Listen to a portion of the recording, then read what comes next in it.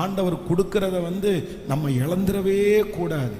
கர்த்தர் கொடுத்திருக்கிறத பத்திரமா பார்க்க வேண்டியது நம்முடைய கடமை.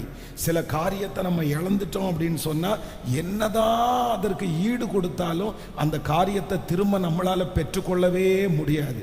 அதனால கர்த்தர் எல்லாருக்கும் அதை கொடுக்கறது இல்லை. ஏதோ நம்ம மேல கிருபை வச்சுதான் ஆண்டவர் ஒரு சிலதை தர்றாரு. அதை இழக்கிறதற்காக பிசாசு என்ன முயற்சியை நமக்கு எடுத்தாலும் நீங்க ரொம்ப இதுவா சொல்லணும், இல்லை கர்த்தர் கொடுத்ததை மட்டும் நான் என்ன பண்ண மாட்டேன்னா எப்பவுமே இழக்கவே மாட்டேன்.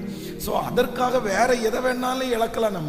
நம்ம ஒரு நண்பனை இழந்துட்டோம்னா நமக்கு கிடைச்சிரும். நம்ம ஒரு குடும்பத்தை இழந்துனோம்னா கூட கிடைச்சிரும். எல்லாமே ஆண்டவர் தராத ஒன்றை நம்ம இழந்தா கூட பரவாயில்ல, அதை 10 மடங்கு ஆண்டவர் திரும்பி தர்றதற்கு கர்த்தர் வல்லவரா இருக்கிறார். ஆனா ஆண்டவர் கொடுத்த சில ஸ்தானம், ஆண்டவர் கொடுத்த சில பொறுப்பு, ஆண்டவர் கொடுத்த சில கிருபைகள், ஆண்டவர் கொடுத்த சில ஊழியங்கள், இந்த மாதிரி ஆண்டவரே பர்சனலா உங்களுடைய வாழ்க்கையில அதை கர்த்தர் கொடுப்பார்.